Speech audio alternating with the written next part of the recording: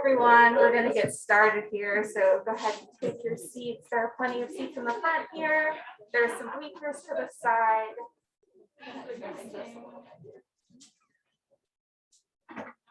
Can y'all hear me okay? Okay, great.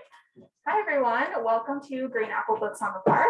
My name is Casey. I am a bookseller here. Thank you all for coming out tonight. Thanks to those of you who came in person and also to those joining virtually on Zoom. Before we get started with tonight's events and I hand over the reins to our speakers tonight, I just wanted to go over a couple housekeeping announcements.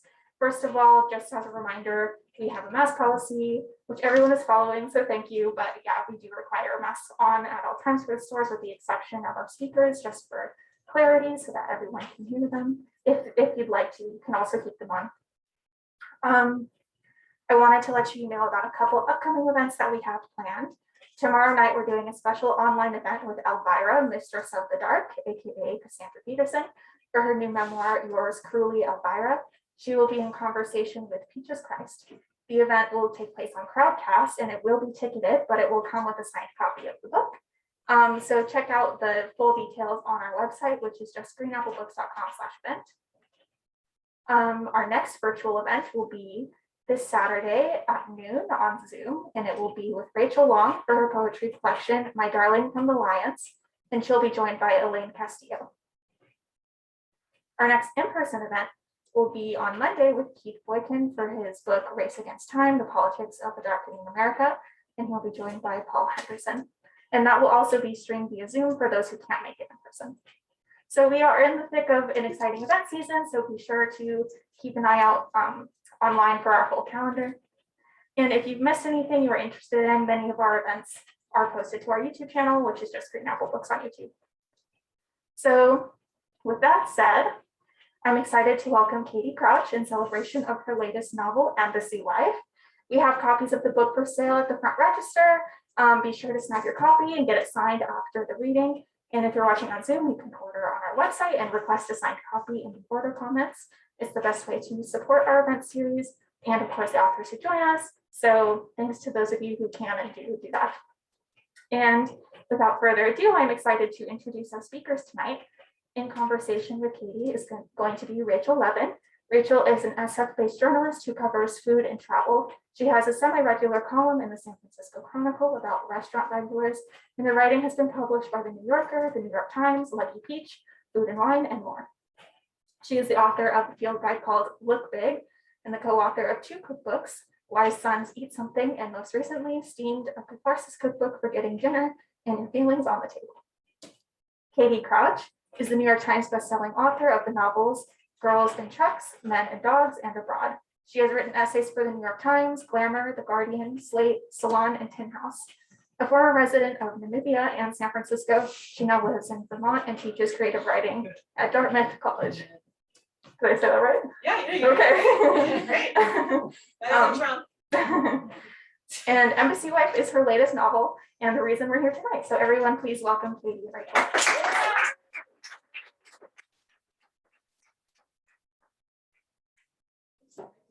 I'm going to take the right side. Guys, this is so fun. We wore black sparkles together. Yeah, because we're out. We're out and about. I mean, this is so fun to be in a bookstore talking. Yeah. So thanks for coming out. The former San Francisco always gets me because, you know, we miss it. Thanks, Rach.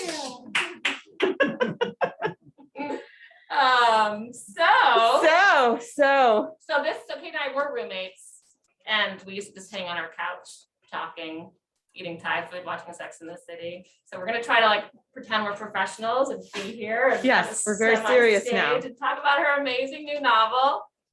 I've loved all her books. I'm not just her old roommate and her friend, but I'm one of her biggest fans. And this book has been getting rave reviews. It came out in July. Came out July.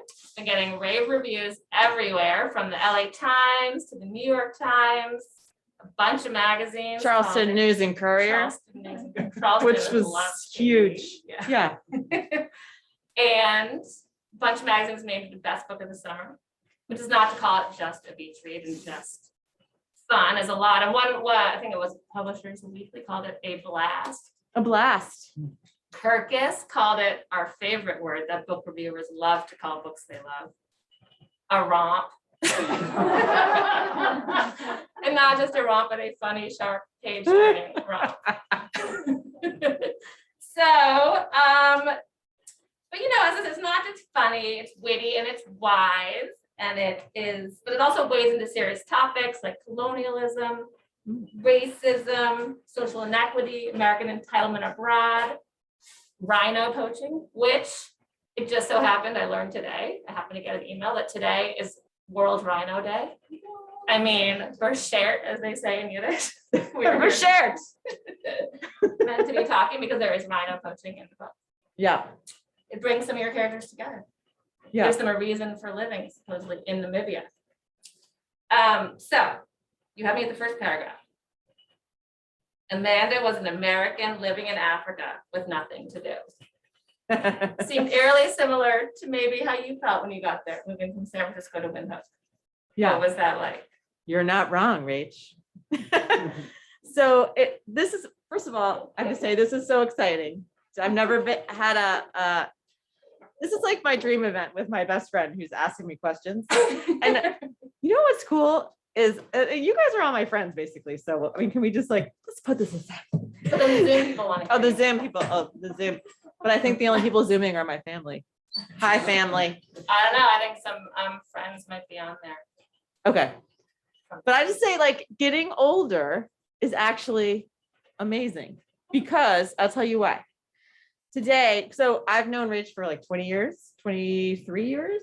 Wow. And today she's like, well, I'm working on this thing for the New York Times, and today we have a book event for this book that and our other friend Madeline is, she's helping students get into college. The older you get, the more it's just people are doing things now. And it's just, even though I miss, and so every time I come back to San Francisco, this is where I sort of grew up. I was in my 20s here. So it's always this kind of, I look around and I'm like, wow, this is so nostalgic. But I kind of love being this age now because we're actually doing things. We're not just having fun. We're doing, yeah. So anyway, this is super fun for me. But so this book, Embassy Wife, what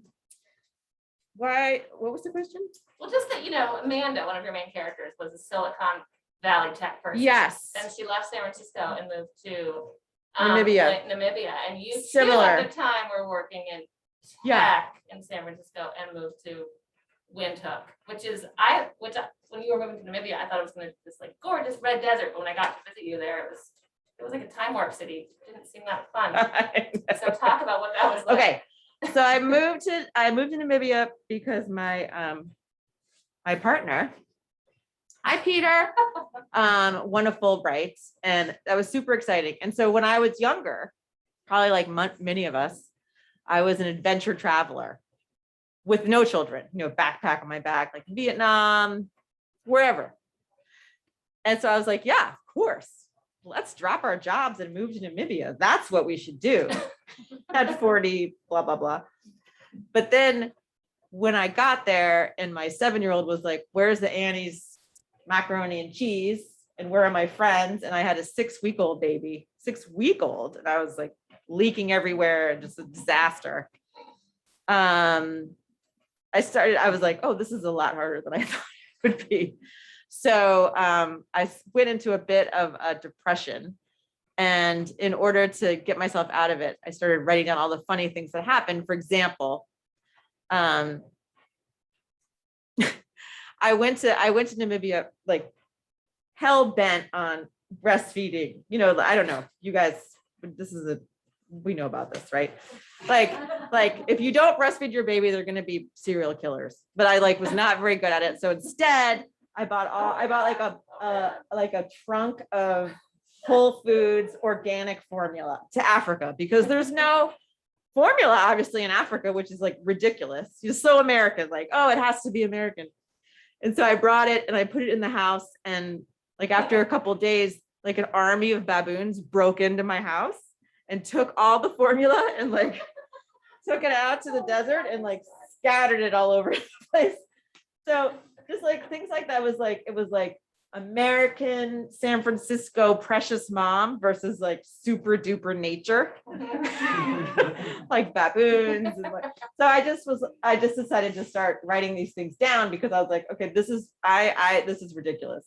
And that's sort of where, that's where the book came from.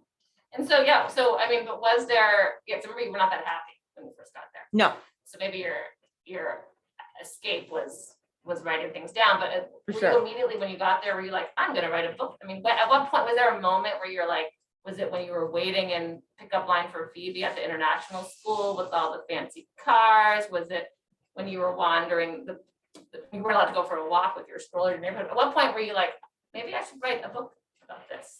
I think it was like in the line. Mhm. So my daughter went to this international school that is also like its own kind of crazy iteration of schooliness. And I was in the line to drop her off, and there was an Afrikaans family in front of me, and there were 2 dead oryxes in the back of their truck. So Yuki and Avi came to visit me, and you guys saw oryxes, and like, that's like, An animal. there's nothing you can't, if you're going to eat local, you're going to eat like meat. There's no vegetables. And so I was like, in the line where you like eke up, and their tongues were like hanging out, and they were like super bloody. And I was like, okay, this is very singular. I feel like I can like write something funny about this, about like school, like the school, like with like so many mothers, we always have like the school tension, right? But like abroad, and then add like weird Americanisms to that. And so that's where I think that's when it started. The school, big thoughts in the school pickup line. Big thoughts. I'm sure I'm having those right here in San Francisco all the time, but it's good to have them over there because it led to this book. And that was sort of like one of the first scenes that I could think that I could picture you there. There. And so I was there. you were. And so, the book, like a lot of Katie's books, Girls in Trucks, Men and Dogs, these titles, I love these titles. Abroad, I mean, they always feature women or very strong characters of women, and this book does too. It's sort of like Big Little Lies, a little bit, right? In Namibia, like there's just these strong women, and these very defined characters. And so, like, where did these characters come from? If you want to, Amanda, maybe a little bit of you, but maybe not. Persephone, like just for people who have not read the book, just these, these 3 women characters. So I always like having like a character that's pretty straight. Like Amanda, the main character, she's sort of like the Trojan horse, right? Because she goes in and she's the one that like sees everything, and she's from abroad, and she's describing things. And I don't want to say she's flat, but she's just like very pragmatic. So I like to have like one character that's just gonna like tell it to you straight. And then I like to have a comic character, and that's Persephone, who's just sort of, and there was this whole like expatriate State Department thing going on there that I just thought was like amazing to write about. And so I sadly took one of my friends and just like lampooned her. And I haven't heard from her since, but if you're on Zoom, I love you. And so I like dialed that up a lot. And then I wanted people, then I wanted like people from, that country. So, and that was harder, right? Because we're in this time where, we might, singular, like voices are very important. Like it's really important to be true to build voices that are authentic and to be respectful of people that are not, if I write about someone that's not myself, nothing like myself, how am I going to do that? So that would be, I guess, Mila, Shalongo, and Frida. They're 2 Namibian voices. And then there's one voice that's the daughter, who I think is only in 1 chapter. And she's sort of like the scout, like in To Kill a Mockingbird. She comes at the end and sort of like tells everything like finally like it is.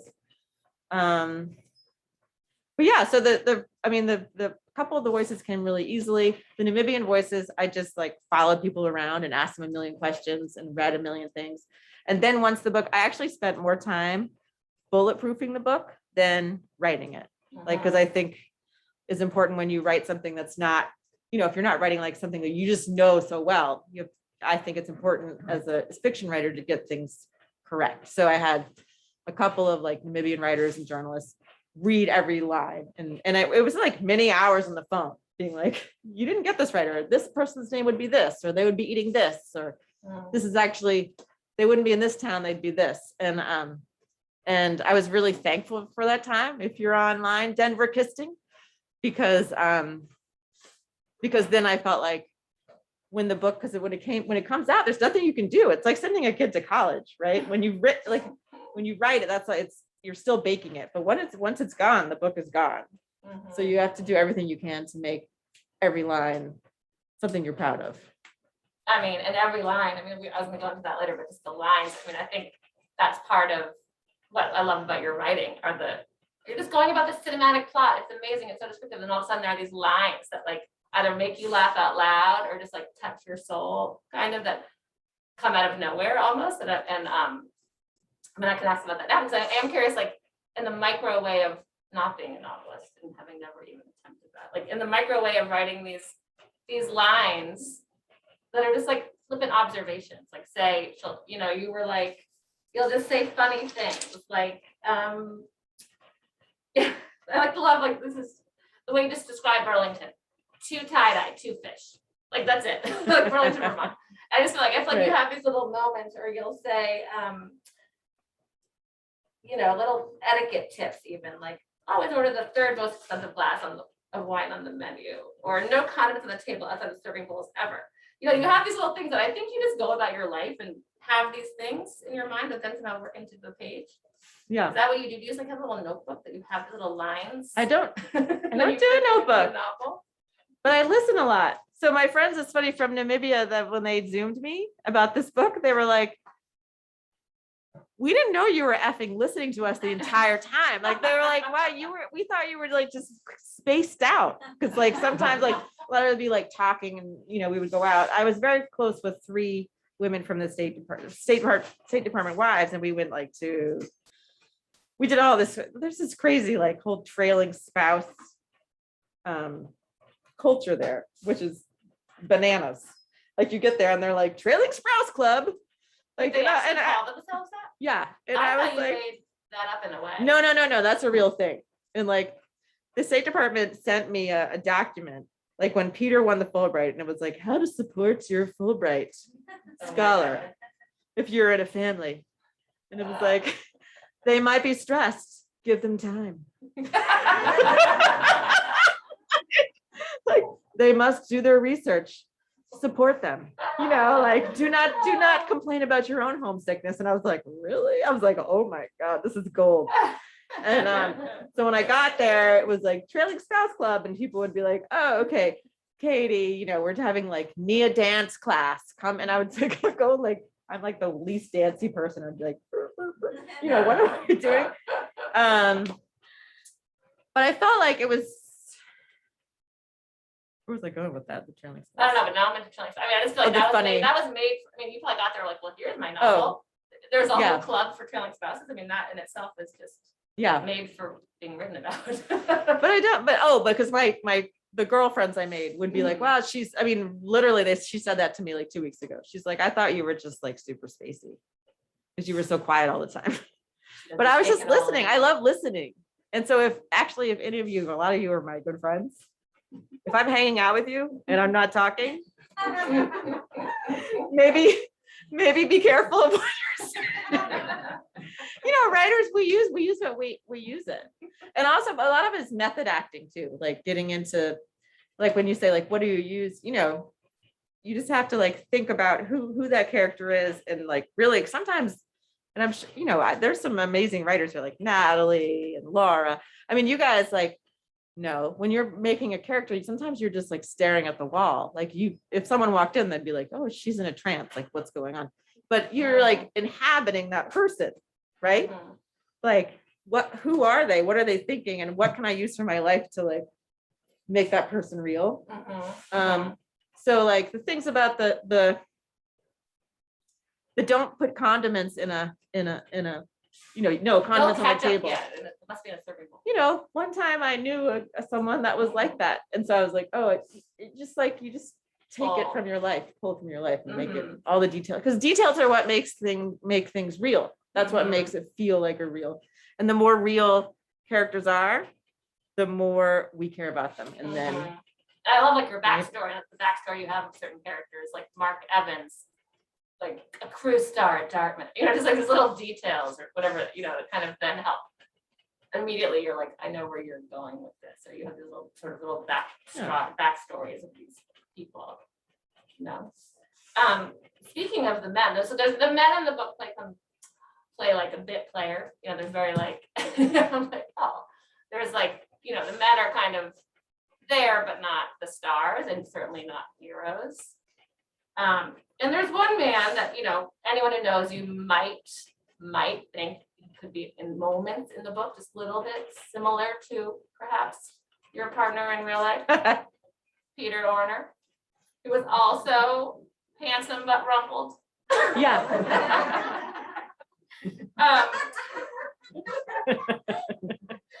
It's one of those quick descriptors that she just nails. And so, he texted me after one of your early reviews came out. He was so proud. Also a wee concerned. He was like, am I going to be seen as one of these creepy husbands? Something you talked about. Had Peter even read the book? Because normally you guys don't even read each other's work, apparently. You've said in the past. Yeah. This one he did read. I think you skimmed it. Like, yeah, it took us a while to figure out how to exist as two writers in a family, right? Because it's so, first of all, aside from like hugging our children, there's kind of nothing we'd rather do than write. So we're always like fighting for writing time. And then like we produce these things. And now that we've been together for 12 years, like obviously bits of our lives are gonna pop up. And I think it happened with one of his first, it happened with his, I read something and I was like, kind of like, oh, I don't like, who knows what it was? It was either like about me naked or some other woman naked, something about that, and I was like, and I realized, maybe we don't have to read each other's work. Maybe we can, it might be more freeing to just like do our own thing and then give each other a wide berth. So I think he does skim my work. I now no longer, I don't read his, I know it's great. I know like, the whole world, like I know it's fun living with someone that's like an award-winning writer, but I don't read his stuff because it infringes in my psyche. And I think it's better if he doesn't, because then I have freedom to kind of, but yeah, he is part of course. Was Peter someone who had lived in Namibia decades earlier and then went back to a full Yeah. too, just like Mark Evans? Yes. Yes. I mean, I don't think he had a lost, that was like something I made up. Right. Because the plot I needed a plot. Mhm. And like the oldest plot is two people who can't be together, like Romeo and Juliet. You know what I mean? And so I was like, that's going to be the main thing. But should you read a little bit from the book? okay. Oh, we're having so much fun talking. I know, but I don't know. We'll ask her questions after, but I feel like you gotta get her voice because it's like reading Katie is like talking to Katie, which is why it's so great when your friend moves but writes books, because then you feel like you're hanging out there. Yes. You read her, and then if you don't know her, you just want to know her.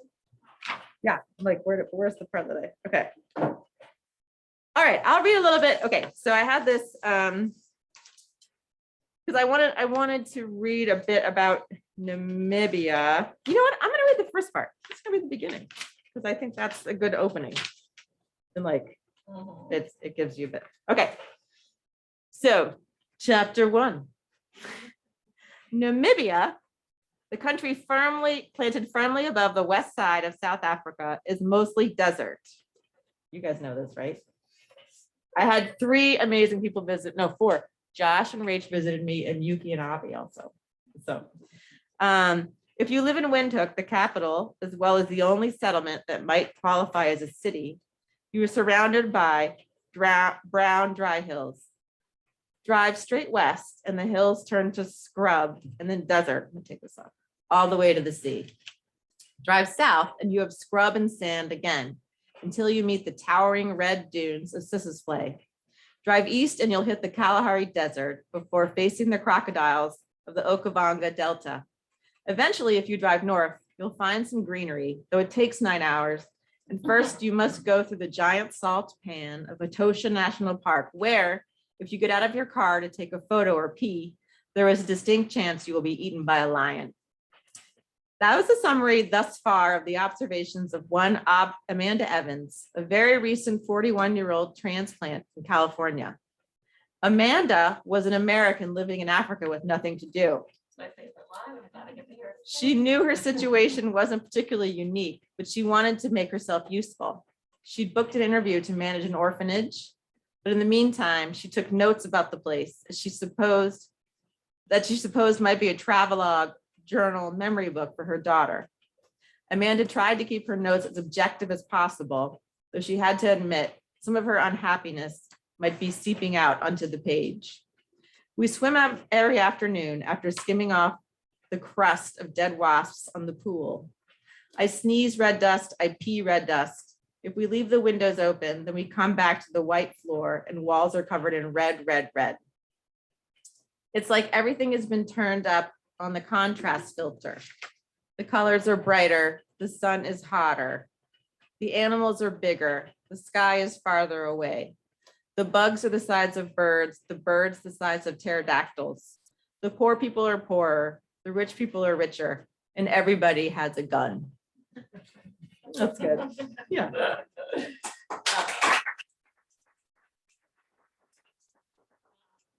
Yeah, I mean, the New York Times in their rave review called Embassy Wife a sharply observed satire of the white savior complex, which you allude to in this first bit. But were you setting out to satirize white saviorhood, or was it just impossible not to? Yeah, it was impossible. It's definitely impossible not to. Yeah. No, I don't think themes so yeah, there's a bunch of writers in here, right? Catherine Ma, Natalie. Some people that I like really like, there's some amazing writers in here. So I feel like, oh my God. Michelle. So that was one thing that they kept saying is like the themes of American colonialism and race relations, which is not something, it's not like you sit down and they're like, I'm going to write about American colonialism and race relations. And, I think that I definitely have those concerns, and I had those concerns. Like living there was stunning in that I was stunned by, and I know this sounds naive, but like the chasm there. And so Namibia, first of all, a lot of people don't know where Namibia is. I didn't know where it was before I moved there. So I'm just gonna like tell you guys, because it's like, I'm not doing didactic, but I was like, where am I going? It's this country right above South Africa on the west side of Africa. And for a while it was like a German colony, and it's mostly just like sand, right guys? Like sand and animals. And but some people have a bit of money and they live in one part, and then like a lot of people have like no money. So people are literally like starving. Like and that was something that I never lived in a place like that. And I think so when there's like so I was like, well, how do I write about this? I want to write about this, but I want it to be in my own voice, and my own voice is very absurd. I like humor in order to like, so I was like, okay, I'm gonna have like these super frivolous American ladies next to like, and then but the voices of the Namibians are gonna be like super staid and beautiful, and like, just in order, it's like just like how do I the contrast, and I think that's what they picked up on. Yeah. I mean, and humor in Katie's work is like everywhere, and it's like impossible. It's just in talking to you too, and it's really sort of these like little observations, like, this says so much, because it's also funny. Like he was so smooth, you thought you were going out for Noki, and the next thing you knew, you were signing up to leave your home country for the rest of your life. Like it's just like such a Katie thing to say. That's sort of like I just love that. So I feel like humor, like are you trying to be funny? Do you like write a sentence and then it's not as funny as you want it to be and then go back to make it funnier, or is it just come out right the first try? Yeah, no, I go back. Yeah. And this next book I write, like the book I'm writing now, I've been like super kind of angry about gender roles. Oh, hi, Rich, sorry. And things lately. And I don't know why. I think just like, it's interesting. I'm like, okay, so and so my anger comes out, I think, as humor. And yes, I do go back and try to like sharpen jokes and I've been studying humor recently. Like I watch like comedy and I read comedic things and I like see how they like put together jokes and things. So yeah, I do. I'm like, oh, if this isn't sharp enough, I'm going to make it shorter, or the punchline has to be better, or it has to be like a little bit more unexpected. So yeah, I mean, I think because of the thing, this is a book about it does have it talks about a lot of things that are very dear to my heart, right? Like marriage. No, sorry, Peter, but like, is it forever? Like relationships, like once they go on, like how do we keep those alive? And like motherhood, like it's not always so great. Or like America. Like when I was living abroad, that was like I moved there the day that Trump's inauguration day, and it was like, oh God, like I've always been pretty proud of being an American, but right now it really sucks, like to be abroad, and we're doing all these like awful things. So, how do we like talk about that? And so I could write this really maudlin thing, or let me just make like some joke, because I think it just like it's easier. It's like a sneak attack, right? Like if you write. If you disarm people with humor and then like write and then say something that's really serious, people are like, oh wow, like I didn't realize that was coming. I think you did this more and better in this book than in all of your money. You always do that, but I feel like this is so. Yeah, no, I'm getting better as I get older. It happens. Like, wow. It's true. But then you have lines that like almost make me cry, then stop and think and reflect on my entire life. You were like, you're just going along and like it's the movie and I can see the movie plot, and so then you're like, how many lives can we live? Or or yeah, I just feel like that is such a poignant line to me, because I feel like I think that's what you and Peter have done really well together, is you actually have lived all these mini lives and within one life together too. Yeah. Which I think is and you yourself are like a million. I think that's. But also we all want to live more than one life. Yeah. And I feel like that was just one of the lines that like you're laughing and then you're like, oh my God, now let me just think about this for all night. I don't know what time. And that happens because the whole plot is driven by a lost love, and then he sees her and he's like, well, I'm married to Amanda, but like, what would it be like if and so he goes on sort of this mental. How many I think we all have the one that got away, and like, what would that have been like? I'm gonna, everyone thinks all about of a sudden that. she switches to this whole other life. I'm like, wait, does this happen? And I had to reread it to be like, well, no spoilers, but did this happen? No. And well, speaking of Trump, I feel like I think writers do this, but writers always read other writers' acknowledgements. But then also author's note. I like to read all that stuff first before I read the book. And then I read the author's note. I don't know if you guys read the author's note. It's hilarious. I mean, I just love it. Do you want to read the author's note? Sure, I'll read it. I just think. I was like reading it out loud to Josh. I'm like, wait. This is a good part. This is a good part. This is like, I do love this part of the book. So good. During recent years, my family and I had the privilege of living in Windhoek, Namibia. We found Namibia to be a stunning country. The sheer expanse of the landscape renewed my hope for our planet. While the Namibians we met, as diverse as they are, were funny, fascinating, and welcoming. As an expatriate in a nation where few Americans reside, I was also lucky enough to befriend several US State Department employees and their families. These were delightful, smart, and brave men and women who dedicated their lives to representing and defending our nation. I admired them greatly. Admiration, however, does not make for good comedy, which is why I took many satirical liberties in the name of a story. I hope the dear friends I made in Namibia will forgive me. Making stuff up is the whole job. Except the part about our American president at the time, bungling the name of the magnificent country of Namibia and calling the entire continent of Africa a shithole. That totally happened. It was nuts. So yeah, that's the end. That's like the very end of the book. Yeah, I just love that. And I want to know, I mean, you mentioned your friend you've not heard from, but talk more about how the people in Namibia have received this. Whether they have read the book or they really haven't reached out?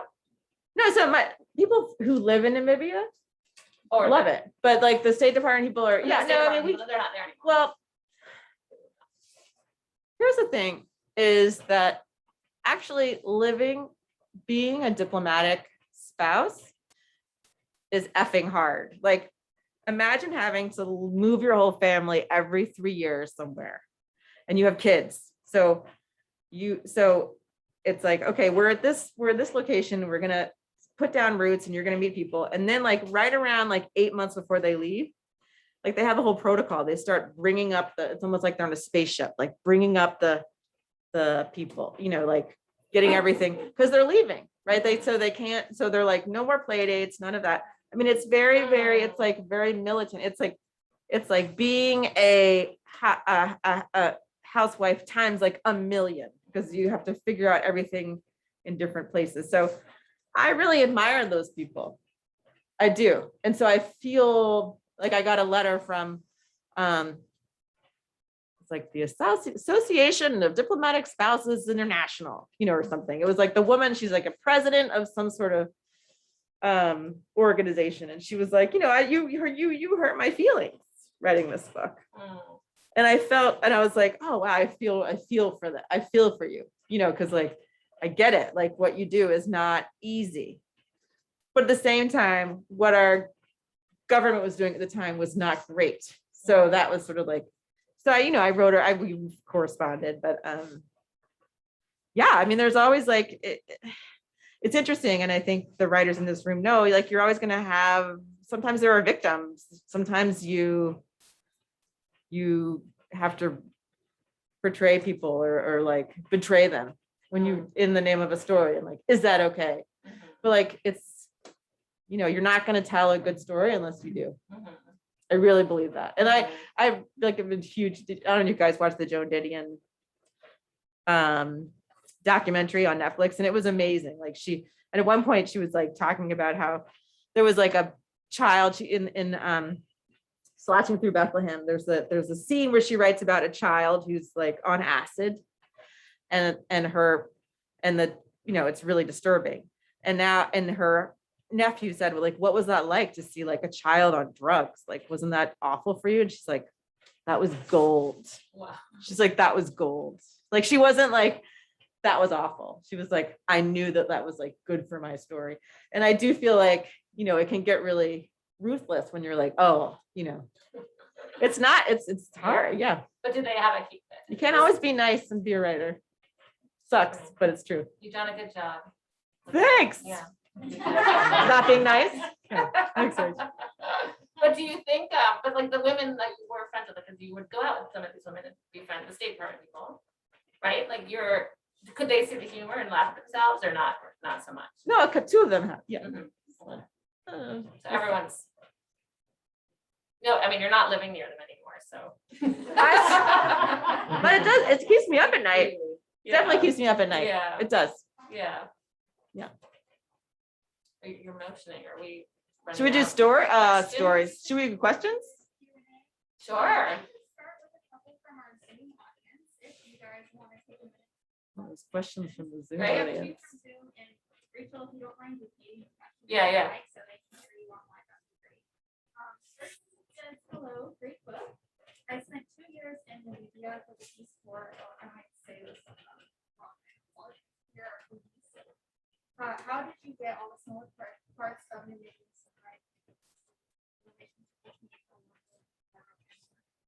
Oh, I think it's what? Oh yeah. Oh, Well, you repeat the question. you? The- How did I get the details of Onesi, which is a town, or one of the, and how did I get the details of Namibia correct? And your relationship.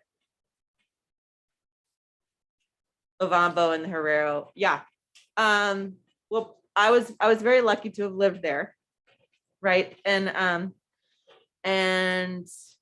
yeah, I talked to people. So those are two different. There are, I think, 11 different tribes in Namibia, and the biggest ones are Herrero, I think, and Ovambo, and they're not. They don't really like each other that much.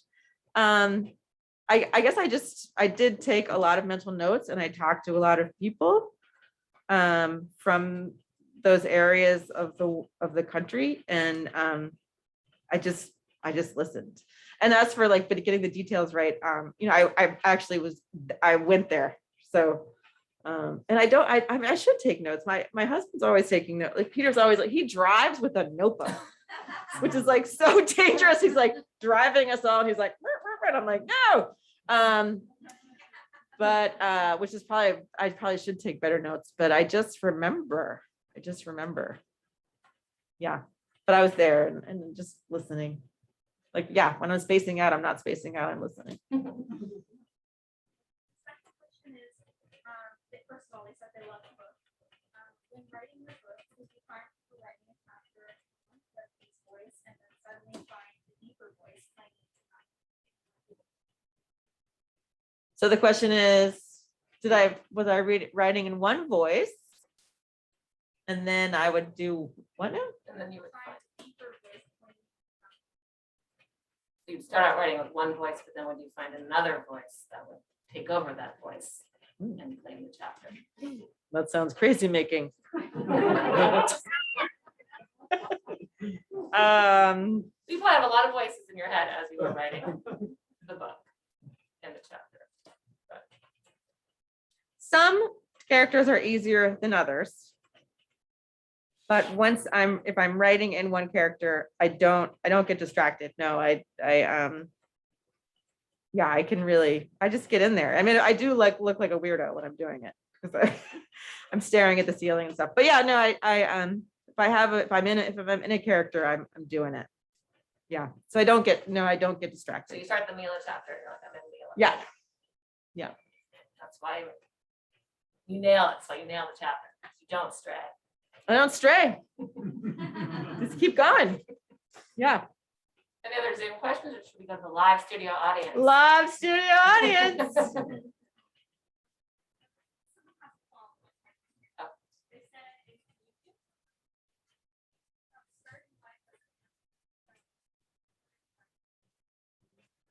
Oh, okay. If I knew someone that's okay, This one's wanting to be an embassy wife, wanting or maybe starting out. they have to move Share somewhere. advice.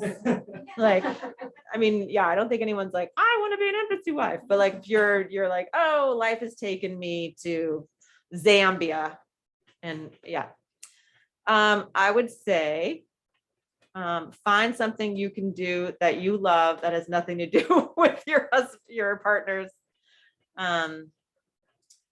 your partner. You know, you got to find your own thing, especially if like you're in the middle of nowhere. And also like maybe try to fall in love with the country that you're in, or yeah.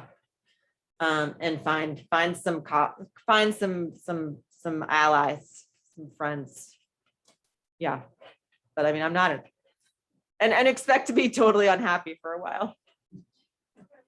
But I think it took you like a solid, like very many months to turn. I remember you were really miserable. And then Yeah. all of a sudden you're like, we're staying an extra year. Yeah. So I think it switched. You were so happy. You had like a Yeah. found your groove. Or just like, yeah. Yes. Yeah. I was like, I gotta figure this out. Yeah. Questions from you, from anyone here? I don't know. Josh has a question. So you wrote a book that was set in Charleston, you've written a book in Namibia, or set in Namibia. So where's the next? And Italy, book where she set? lived in Italy In for a little Italy, but- while. So is the next book set in the Vermont area. And Yeah. Question is, where is the next allude book to it set? on Gender roles, you want to say anything about? The next book, yeah, so I guess this is all just every time I get miserable, I write a book. Or you have been a little bored in Norwich. So I moved to Norwich and I was like, what the fuck? So I'm sorry, children. I didn't, what the F? What the what? Because it's a very, you know, I just, yeah. So the next book starts out again with, it's a family that moves to Vermont. And the mom is hiding in her closet from her family. And there's a scream that comes from the barn. And her husband says, the kids are screaming. Can you go check on that? And she's like, well, why don't you go check on it? He's like, well, I'm doing my work. Can you go check on it? And she's like, fine. So she goes out to the barn to check on it. And her daughter, who is 9, and the son, who's a baby, they've found a skeleton. They're like, Mom, there's a skeleton in the haystack. And she's like, I'm sure it's a Halloween decoration. Let's just like step on it and see. So she steps on it and it's human. It turns out it's a human skeleton. Not only that, it's dressed as her. It's dressed up as her in a photo from her past. So it's a satire and it's funny, but it also has a little bit of a like mystery to it. And yeah, it's called You're Gonna Love It Here.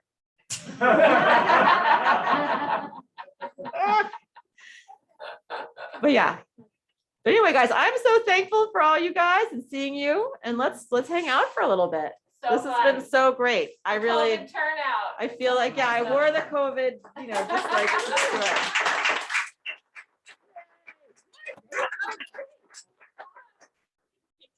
I know, but like, yeah, they're like, can we go eat some sushi?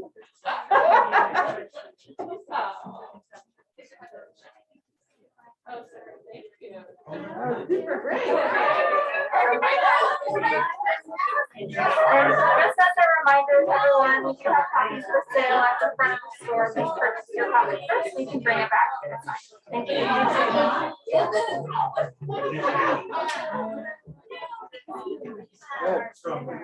Very